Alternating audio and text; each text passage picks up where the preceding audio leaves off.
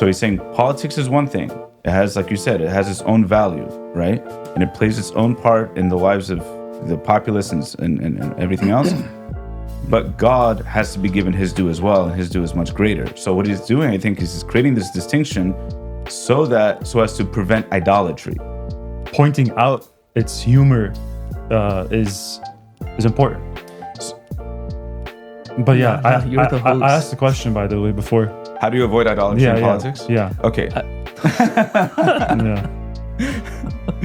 No, I'm just kidding.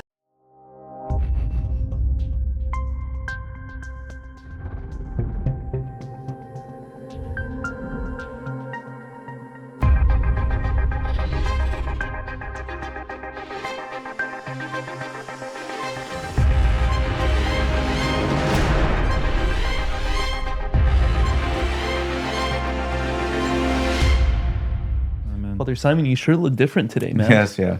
I became a monk. Joined the monastery. Yeah, huh? grew a beard. Nice. Big beard. Good. Yeah.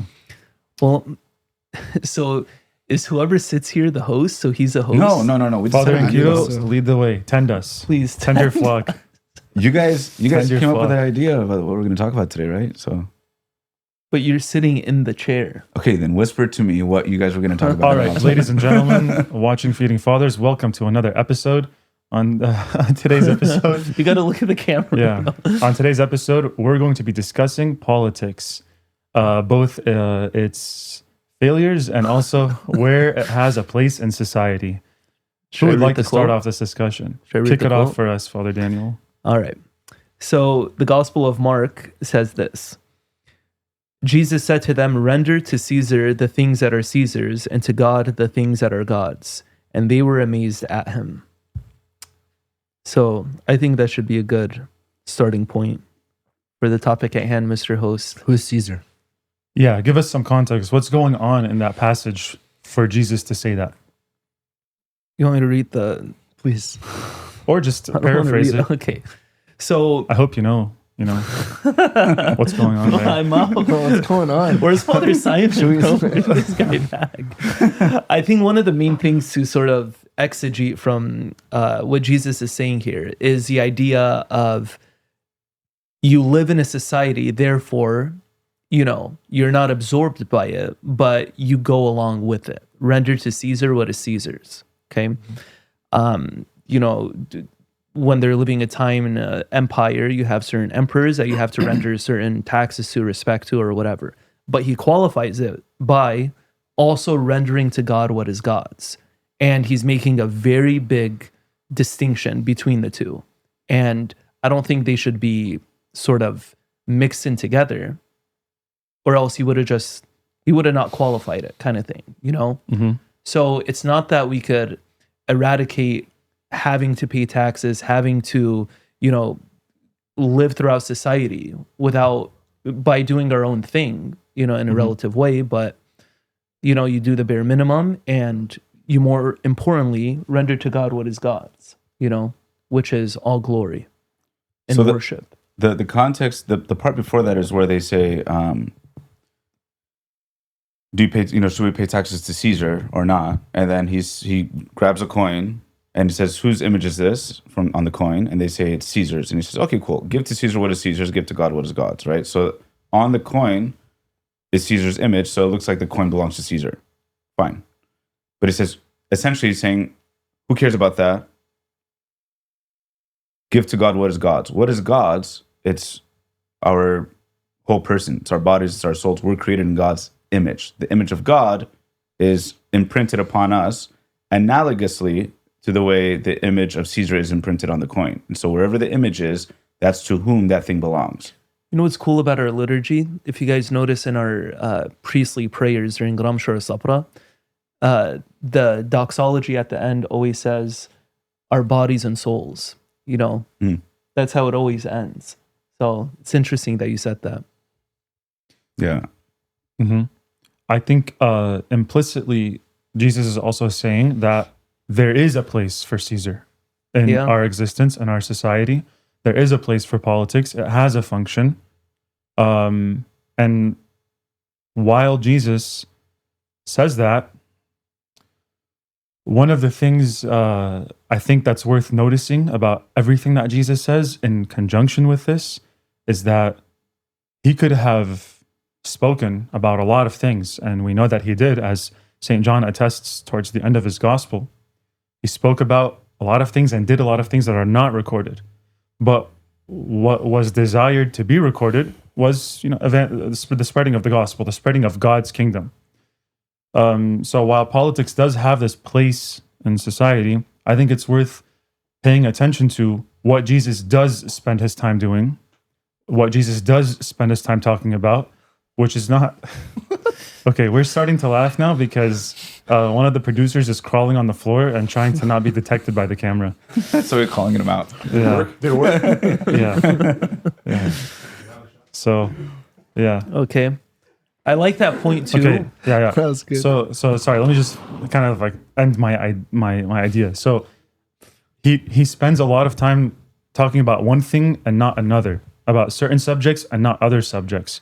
So politics does have a place in society, and there was a lot of political turmoil going on in the time of Jesus, a lot of instability, a lot of problems that we still see in political leaders today and rulers today. Things that get in the way of truth and of actually serving the people, which politics is supposed to do. But Jesus didn't spend too much time talking about that in a way that the gospel writers wanted us to know about. He could have been bashing Herod. He could have been bashing Caesar. He could have been criticizing things left and right regarding politics. But what was more important was the kingdom of God, what that kingdom is, how we're supposed to participate in it. And I think that's worth noticing, especially in times where it seems like all politics is doing is failing us. So I think it's good to see that reassurance that comes from him. Yeah, politics, for the most part, has always failed human society throughout all the generations, because like what it's supposed to be good for is to provide flourishment for the common good, right? It's about the common good of the people, and the people living in harmony, living in virtue, living in unity. And what politics, at least, well, we can speak of the modern day now, it's doing the opposite. It's causing a lot of breakage, splits between people, between families, right? And it's just causing a lot of disharmony, right? Division that the devil wants in our own lives with the church and whatnot. So politics, while it does have a place, it seems to fail always at what it's supposed to do. One thing that comes to mind is the dialogue between Jesus and Pontius Pilate. When Jesus tells him that striking comment saying, "You do not have authority over me," and he's making it very known to Pontius Pilate that, sure, you're on your throne, you have all of this political power in the world, but do not get that mixed up with who I am. And I think that's where religion really supersedes any politics, wherever you live in any part of the world, is you have to always keep your faith way above any political climate that you're in. And that's one of the reasons, even in canon law, it says no member of the clergy could actively participate in political matters or things like that. And it's in the law of the church that you cannot do that. Sure, you could say what is right, what is wrong according to the Catholic faith, but once you insert yourself into a political sphere, that's where you start to have problems and, could receive certain sanctions if it's, depending on the gravity of it. So for someone who's even willing to have faith, why should that be taken seriously? That the faith should be prioritized higher above the social order of things or things like politics? Why should faith be taken more seriously than that? Because I think politics, this is just my opinion, it's a means to an end. That's what it is. Whereas faith, you're looking at, the eschatology of it, the end, the soul being united to God, which is something that's eternal. So that quote that you read from about Jesus and the coin and whose image is this, that the whole thing, I think what Jesus is doing there is he's separating these two powers. there are these two powers, and he's making a clear distinction between them because it's not always clear in human history that there is a distinction. So he's saying politics is one thing. It has, like you said, it has its own value, right? And it plays its own part in the lives of the populace and everything else. But God has to be given his due as well, and his due is much greater. So what he's doing, I think, is he's creating this distinction so as to prevent idolatry. Caesar at the time, and this is the reason why Christianity was one of the main reasons why Christianity was illegal for the first 3 centuries in the Roman Empire, is because the Christians would not actively worship Caesar. They wouldn't, pay homage to him and offer incense to him, and they wouldn't make these liturgical acts to Caesar because they didn't believe him to be the Lord. The Lord was Jesus himself. He's the one to be worshipped alone, not Caesar. And Caesar is fine. Politics plays its own part, but Don't get it mixed up. And I think the message is human beings. I think human beings are idol making machines. Like, we make idols out of everything.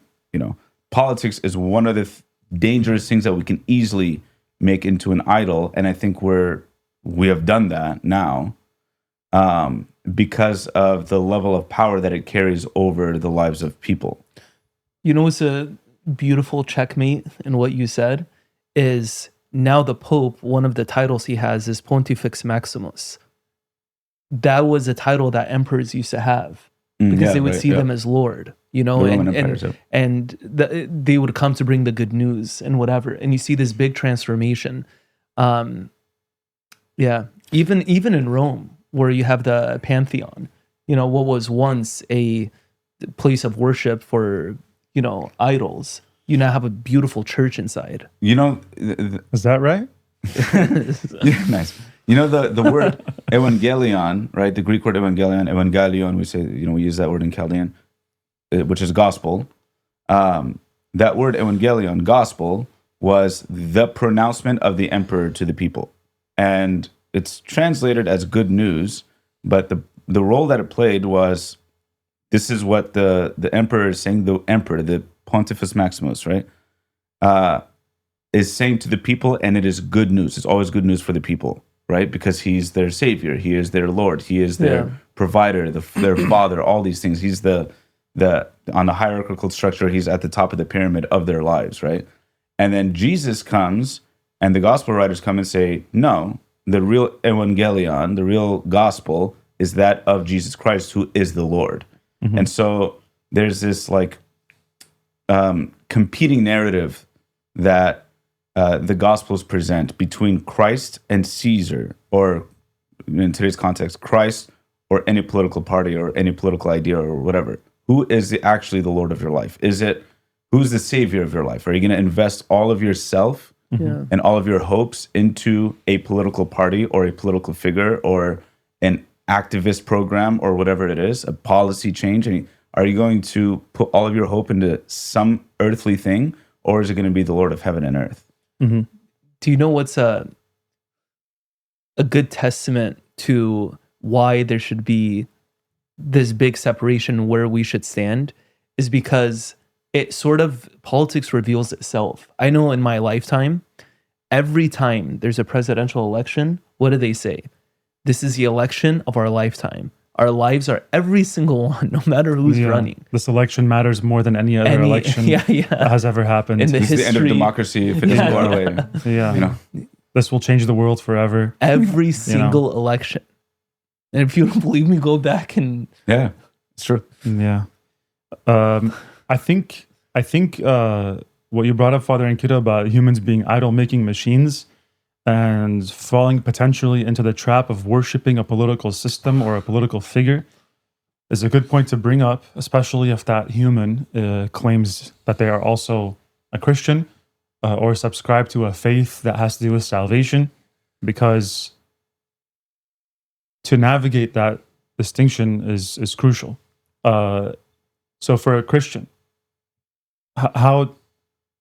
I don't really know what I want to ask, but how do I navigate the distinction between being a participant in politics to the best of my ability and then also knowing that this isn't the end game, and avoiding liberation theology kind of stuff. Yeah. Yeah. Sorry, I was laughing. The thing that came to mind when you were saying that Yeah. is to make sure you're not idolizing a political figure. Is there's that image of Jesus holding Donald Trump. Oh yeah, we should put that up there. And it says they called Yeah. me guilty too. Oh Yeah. my gosh. Yeah. And it was all over Catholic social media and whatever. So Those are obviously like not. those are trolls. No, they're- but some take it very seriously. It's obviously something to not be taken seriously, but it's very funny. I don't really care what you say. It's very funny. Yeah. I think the tackiness of it is so funny. Yeah. you know? Yeah, it's cringe. Yeah. It's funny as cringe. There's Yeah. a lot of those. A lot of those memes. The best memes ever, by the way, were the cat memes. Where all the cats were like going to Donald Trump in order to Cats? save them. Yeah, because of this, they're eating cats and dogs and the whole thing. I haven't And seen then those. there's like cat kingdom memes now, and it's like all this stuff. It's amazing. The cat memes are the best. Yeah. I like how we can, even though we know there's an important place for politics in society, I like how we can still laugh about it and like ridicule it. It's where it fails, and like how funny some of these people look and how funny they are, and like the ridiculous things they'll say or do. It's funny. And I think pointing out its humor is important. But yeah, You're the host. I asked the question, by the way, before. How do you avoid idolatry in politics? Yeah. Okay. Yeah.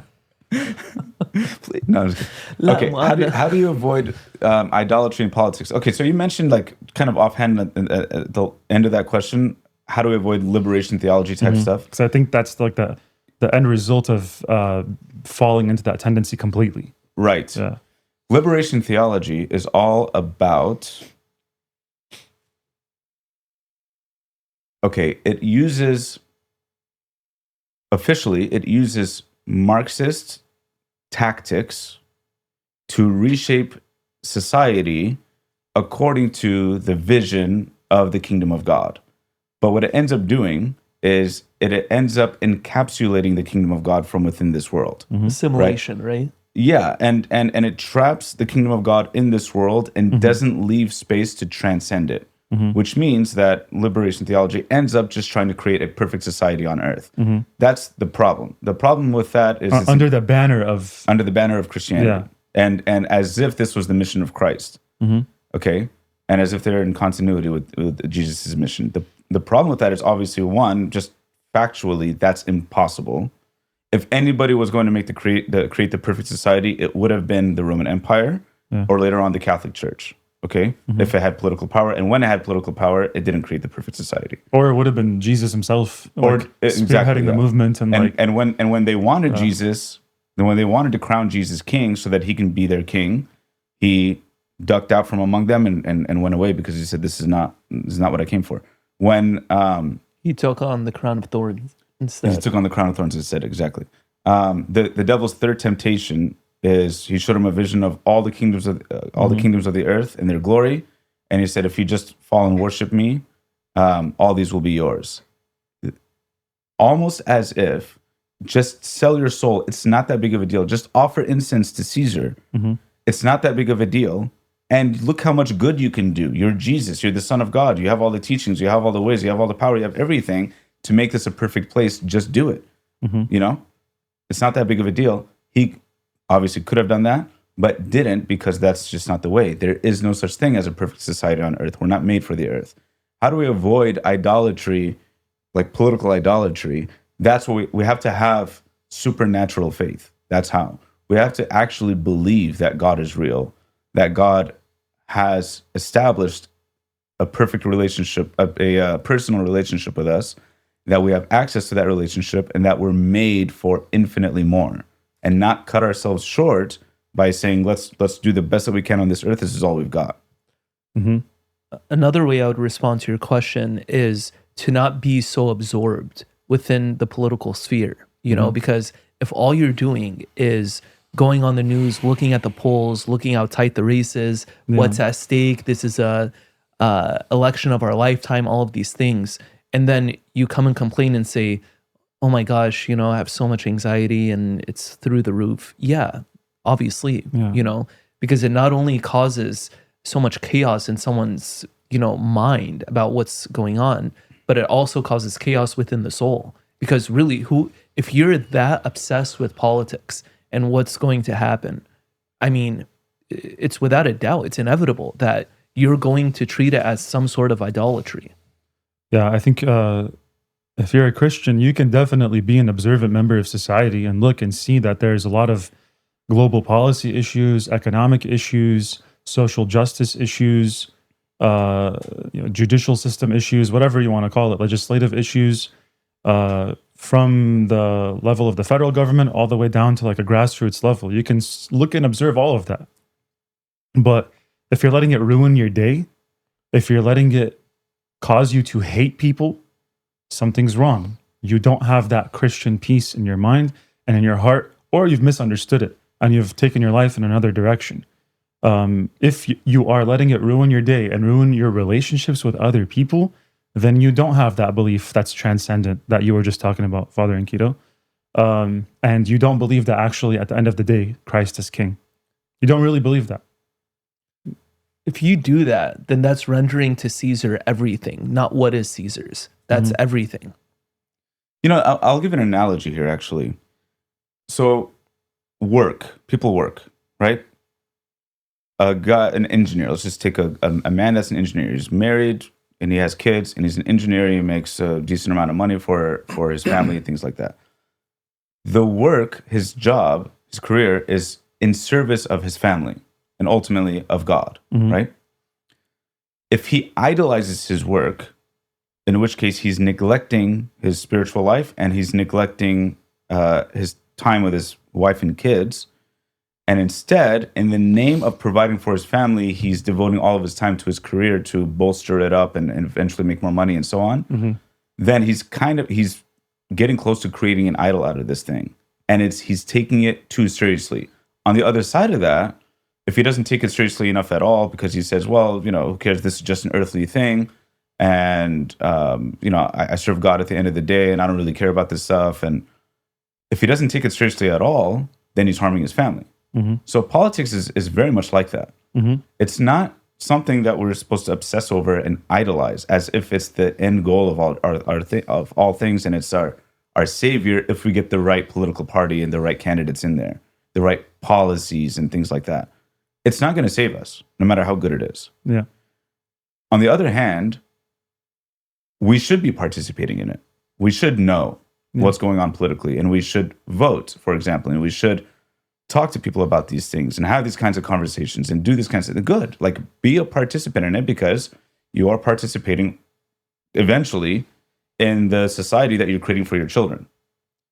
I think in addition to participating in it as insofar as it's a essential function of society or maintaining this family, I think, and correct me if you disagree or you think I need more to think about this more, I think it actually makes you more human to participate in politics because it pushes you to think at some point about what's right versus what's wrong.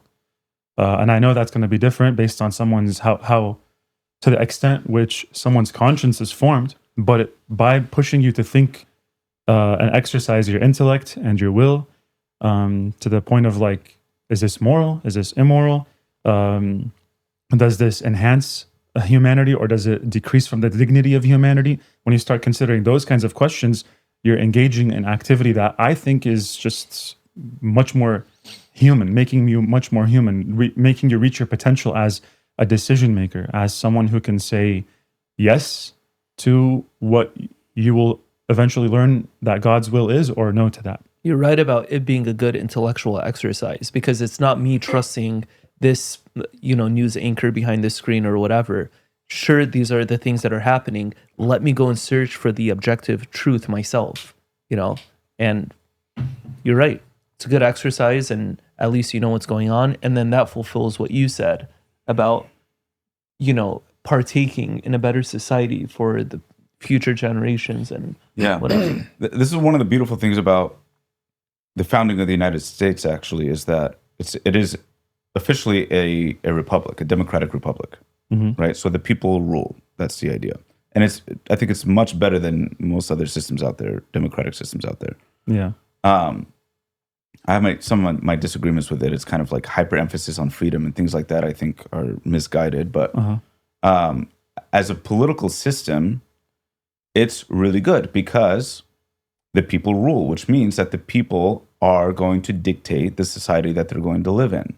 And that's why it's incumbent on us to participate in this way. And Aristotle would have called us, he did, call human beings political animals. And what he means by that is we are people that gather together and form a society and write rules to live according to, live according to those rules and build a society and a culture upon those rules.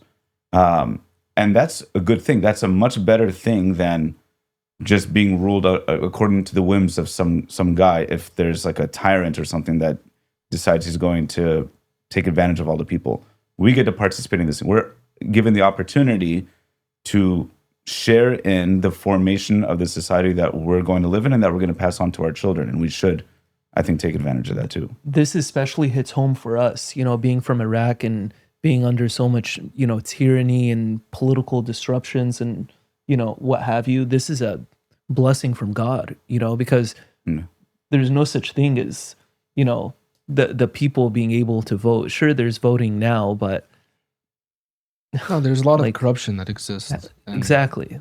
There and most other countries, honestly. And then even this country, there's including here. Including here, right? Corruption exists because the human being can easily be corrupt.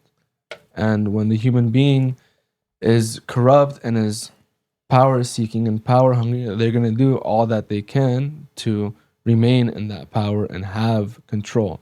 And that's where all the evil comes from. Now, us as a people, we have the ability to vote. We have the ability to participate in this society to better our society.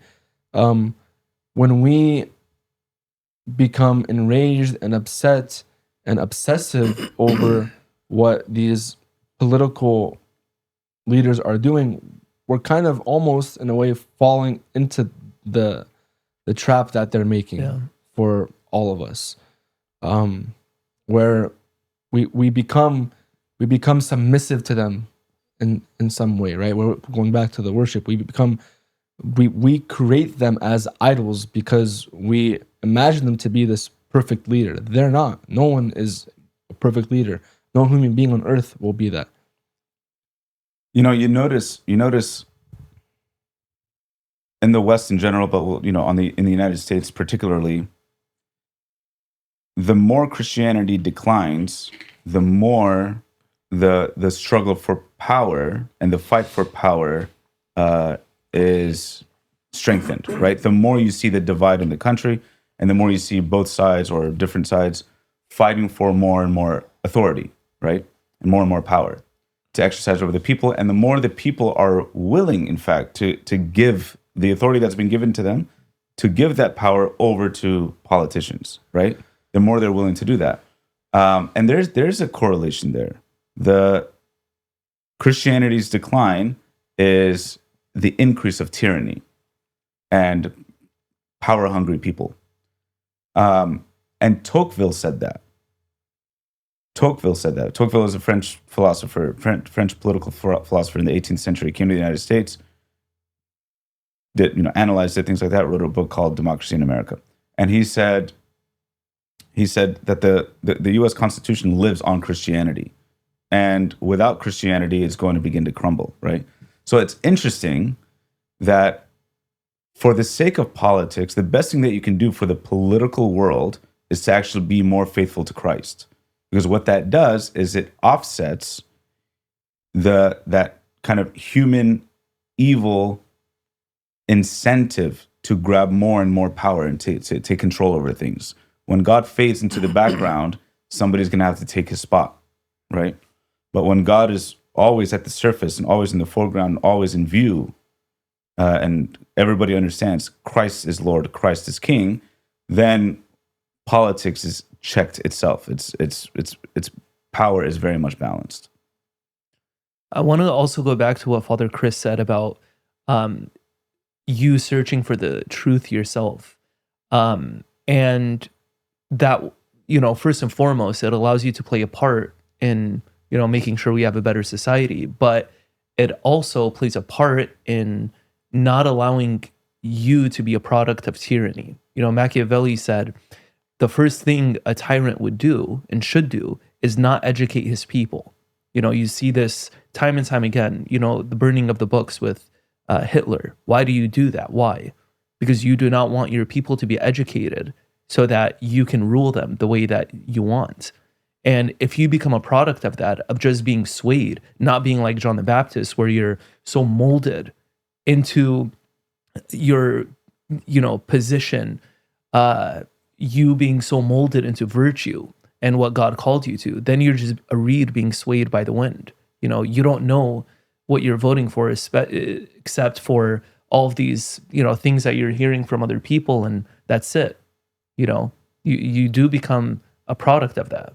Mm-hmm. I think when you kind of like set yourself out to like get educated and become more aware of the government and how it functions and the positions that it proposes, I hope everybody kind of sees by now how much money and corporate interests and things like that fuel who gets what position, what policy gets proposed versus not other policies, what's promoted, what's suppressed. Money fuels a lot of that.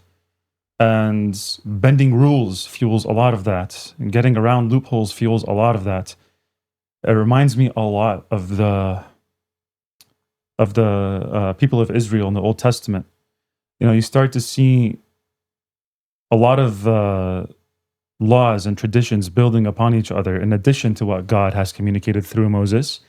So there's these other things that get added, human traditions, human rules. I think one way to look at that is because there's always this desire for the human being to see how they can get around something, how they can get around doing something explicitly wrong to accomplish a certain end that's in sight. And when you see the result of that in the Old Testament, rules building upon rules, burdens heavy to bear, as Jesus accuses the Pharisees with that statement. But when you set yourself out to educate yourself on what's the climate, a landscape of politics right now, let's just focus on America. I think a lot of it becomes similar to that. A lot of it becomes politicians completely abandoning that duty they have to provide for their family, as you were saying, in that ideal model. And instead, they go out in search of personal interests, personal enrichment, personal status, personal rank, whatever you want to call it. It's a very, very sad testament to the human's desire for power. And then at the end of the day, it's a tragedy because that's not what politics is supposed to be. And it kind of tells you also who's the ideal candidate. What's the ideal party? What's the ideal system? If that's what everybody's seeking to do, just profit off of this, profit off of that, gain this status or that level of power, what's the citizen left to do? That's like, I know it's a bleak outlook, but like it's kind of real. Yeah, that's why the founding fathers wrote the Constitution and the balance of the different branches of government the way that they did is because they know human beings are corrupt, right? Checks and balances. Checks and balances because of the corruption, that impulse in the human person to seek more and more power and more money and such things, more and more personal benefit. Instead of service, it's going to be self-service, right? So they wrote all this out knowing the human heart and its corruption and its potential for corruption, so that the people stay in power because these different branches of government are going to check each other. But that's why we shouldn't despair. I think if they knew the cultural outlook on politics of today, the way people are very, very obsessive over who's going to be the next president, I think they're rolling in their graves about that, to be honest, because it actually shouldn't matter that much who the president is going to be. That's not the most important role. It's the most figurative one. Like it's the most figurehead one, but it's not actually the most important one. The most important thing about the U.S. Constitution is the different branches of government that are checking each other. No, the president's not the monarch. But Father Inkito, this is the election of our lifetime. Yeah. What kind of talk is this? But even that language, what does that say? This is the election. So the next president is going to determine whether or not, the United States is going to remain the United States or not. That's not the Constitution, though, right? Mm-hmm. And people are going to say, well, this or that candidate is seeking to destroy the Constitution. I don't know. Maybe that's But this type of rhetoric is tyrannical too, because what does a tyrant do as well? Instill fear. Yeah. You instill fear. Mm-hmm. That's exactly what it is. You want everyone to, be walking around very anxious, not, just having the unknown in their mind. And then they want that to be the driving force of them consuming all of these people within their political agendas. By the way, who's very vulnerable to anxiety, especially political anxiety? People that forget that Jesus is Lord. Yeah, very much so. What was I gonna say? Dang it! So who are you guys It voting evaporated. Sorry, it's gonna come back to me. Let me just give me a It's second. okay, we'll get back to you. Yeah. for? Okay. So who are you guys voting for? It's none of your business. Not Good like answer. None of ya. For the viewers. I mean, who I'm gonna vote for is who says I'm gonna vote. Ooh. Oh my gosh. Oh my gosh. How could you not This do is your a whole different can of civic worms duty? right now. I remembered I'm what just- I was gonna say. I'm just trolling. You know what I But, want to do right now? I want to look at the camera and say you should vote for it, and then have that bleep. The thing with you that remember we that? can. You can fill in. Yeah, you can voted- write your grandma's name in Can there. write your grandma's name for as long. I mean, she's an American You should citizen. you should vote for it and then start with a duh, and then bleep it out and then end with a suh. Because so did we say Donald Trump or did we say Kamala Harris? Yeah. Kamala. Oh, Kamala, sorry. Yeah. So,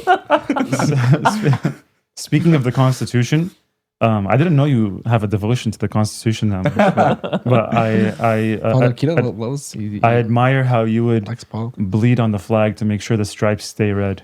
Oh. I like that. Yeah. It's good. It's good to know. It's good to know these things. I wish Yeah. I paid more attention and spent more time.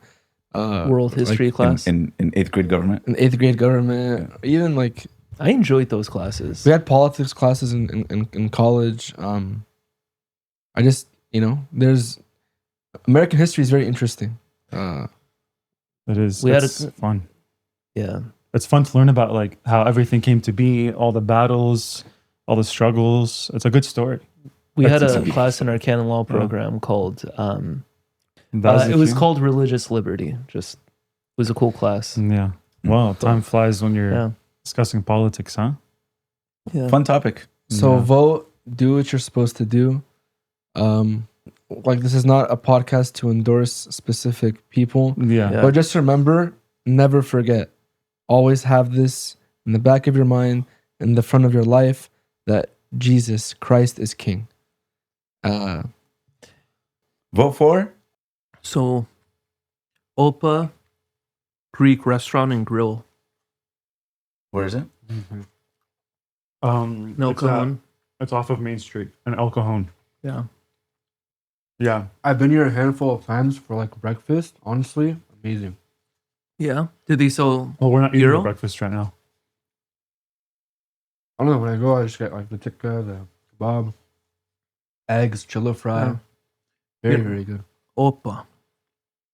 Being from Greece, this is different.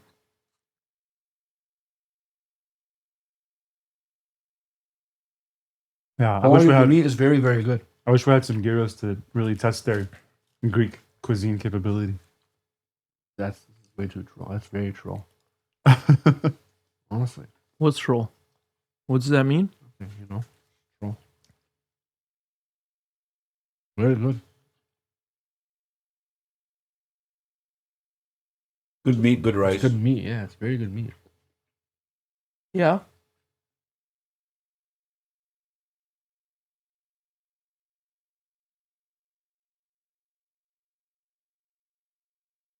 Who are you guys voting for? I'm gonna vote for the person you said before we cut for the food. Nice. Yeah. My favorite kind of salad is probably Greek salad. You know what's funny? in Greece, when you get a Greek salad,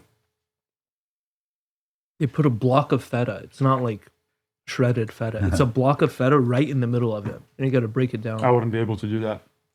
I can't eat cheese like that. Hey, since when, by the way? I don't know. Since I was a kid. Just cheese, bro. What about cheese That's on a easy burger? for you to say. Cheese on a burger is good. Cheese on pasta is also good. Not cheese with cucumbers. I'm eating some now. Lukhmo gupta, bro. You don't eat that? No, never. Cheese and watermelon. Wine and cheese. No. Wow. Cheese and watermelon doesn't need to be a thing. Come on. Could you back me up right now? Bro, classic dinner. What are you talking about? No, watermelon by itself, that's its purest form. The best fruit in the world. Why are you gonna add cheese to it? It's already good. Okay, you have lukhmo gupta. That makes sense. You take a bite out of the lukhmo gupta, Yeah. and then you chase it with the watermelon. No, so that doesn't make Okay. sense. Watermelon is a fruit. It's sweet. It's a dessert. Didn't you go to Iraq? Did you not experience this? I don't think we. Guys, Complement each other. if we can't agree on simple things like this, how do people agree on political policy?